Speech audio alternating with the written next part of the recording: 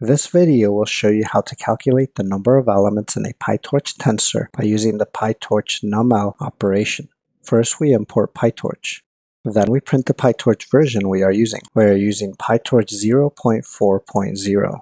Let's now create a PyTorch identity matrix of size 3 by 3. So we use the PyTorch.I operation and we pass the 3 here. So this n will be used for both the columns, so we have 3 columns, and for the rows, so 3 rows.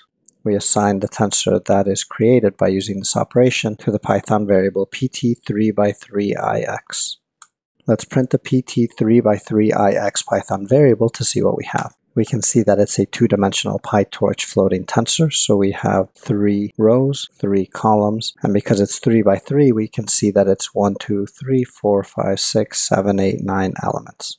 To check this using a calculation, we're going to use the PyTorch numl operation. So we pass in our tensor, pt3 by 3ix, and we use the PyTorch numl operation, so .numl. And it returns the number 9, which is what we expect because it is a 3 by 3 matrix. Perfect. We were able to calculate the number of elements in a PyTorch tensor by using the PyTorch numl operation.